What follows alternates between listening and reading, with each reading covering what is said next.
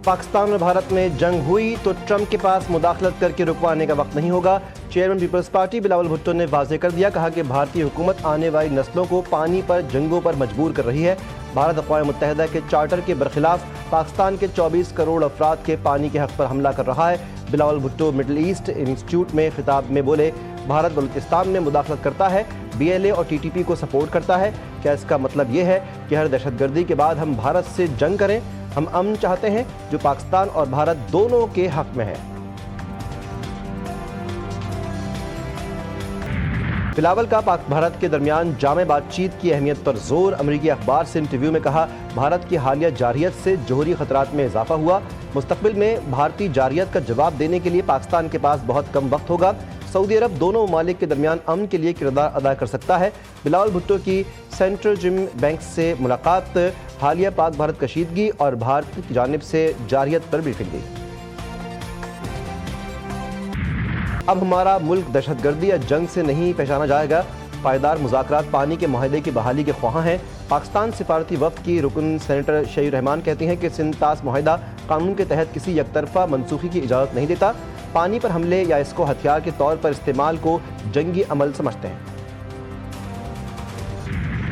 पाकिस्तान का बड़ा फैसला, भारत से शिमला मुआहदा खत्म करने का ऐलान। LOC पर 1948 वाली पोजीशन। वज़ीर दिफा ख्वाजा आसिफ ने कहा कि भारत के इक़दामात की वजह से शिमला मुआहदे की हैसियत अब खत्म हो गई। मुआहदे की तमाम शिक़ें खत्म। जंग के बाद जो हुआ उसकी वक़्त कुछ नहीं रही। शिमला मुआहदा खत्म होने के बाद कंट्रोल लाइन अब सीज़ फायर लाइन है।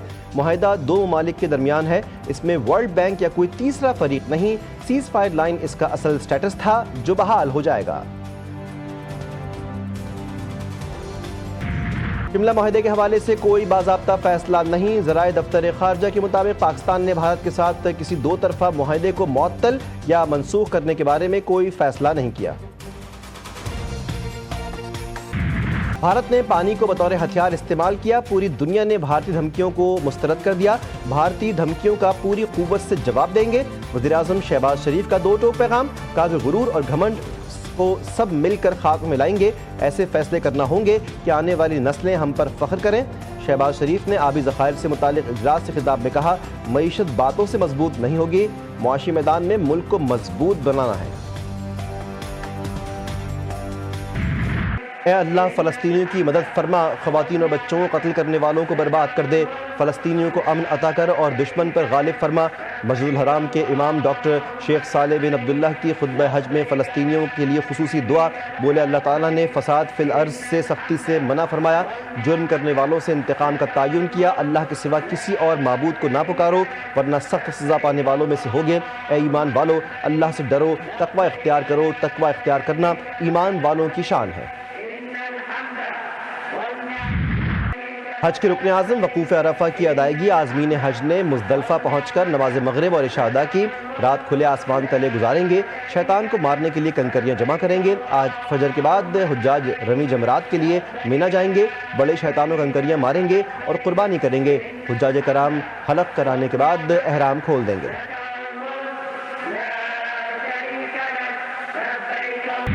वज़ीर-ए-आज़म शहबाज शरीफ वफ़द के हमरा सऊदी अरब पहुँच गए। वज़ीर-ए-आज़म ईद उल अज़हा सऊदी अरब में मनाएंगे। सऊदी वली अहद मोहम्मद बिन सलमान से ईद भी मिलेंगे। मुलाकात में दोनों मुल्कों के बाहमी ताउन के फ़रोग़ पर अहम गुफ्तगू होगी। पाकिस्तान और सऊदी अरब के दरमियान तिजारत और सरमायाकारी पर बातचीत की जाएगी। पाकिस्तान ने भारत के 6 लड़ाका तैयारे मार गिराने के शवाहिद पेश कर दिए। Chairman joint chief of staff committee general Sahir Shamshad Mirza कहते हैं कि हमारे पास तमाम शवाहिद मौजूद हैं। फरीक़ैन को शवाहिद दिखा दिए हैं। मौजूदा दौर में हर हथियार और फौजी साजो सामान की डिजिटल इलेक्ट्रॉनिक शनाख्त है। भारत ने बेबुनियाद इल्ज़ामात की बुनियाद पर पाकिस्तान पर हमला करके बैनुल-अक़वामी क़वानीन की खिलाफ वर्जी की। अमरीका का मुनाफिकाना चेहरा फिर बेनकाब। 5वीं बार गजा में जंगबंदी और इमदाद की फराहमी की करारदाद वीटो कर दी। काउंसिल के 15 में से 14 अरकान का करारदाद के हक में वोट। चीन और रूस समेत सलामती काउंसिल के तमाम अरकान की बरहमी। चीन का अमरीका से सियासी मफादात से बालातर होकर मुनसिफाना और जिम्मेदाराना मौक़िफ़ इख्तियार करने पर जोर। फ़लस्तीन का मामले को जनरल असम्बली ले जाने का ऐलान। हमास ने कहा कि करारदाद वीटो करना अमरीका की इसराइल के लिए अंधी तरफदारी की ताज़ा तरीन मिसाल है।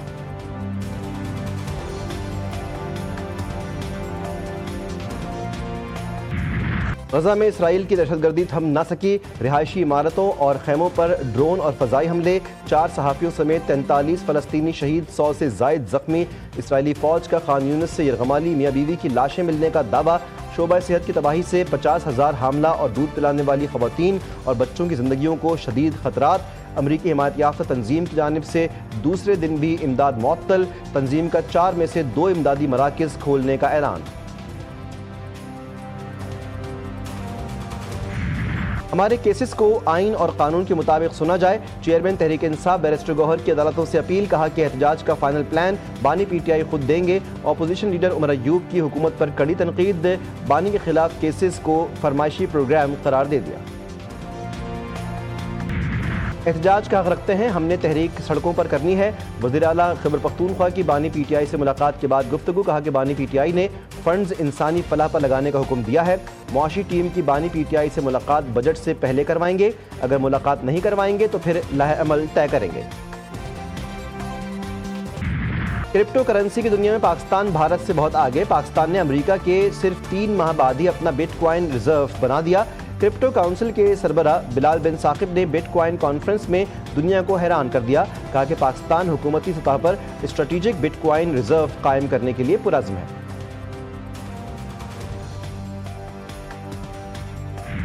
ملک بھر کی مویشی منڈیوں میں گہما گہمی، خریداروں کو من پسند جانور کی تلاش، عارضی منڈیوں میں بھی لوگوں کا رش۔ نیو کراچی کی مویشی منڈی میں خوبصورت بیل کالو خریدار کا منتظر، لاہور کے شہری من پسند جانوروں کی سجاوٹ میں مصروف، بچے بھی مہمانوں کی خاطر مدارت میں مگن۔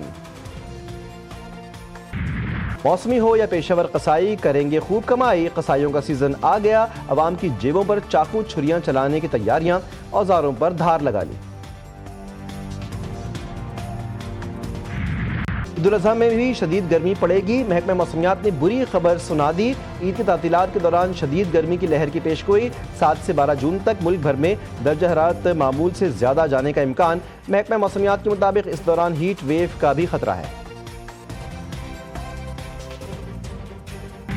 کراچی والوں کے لیے اچھی خبر، بجلی کی قیمت میں 2 روپے 99 پیسے فی یونٹ کی کمی، کراچی کے سوا باقی ملک کے لیے بجلی 93 پیسے فی یونٹ مہنگی۔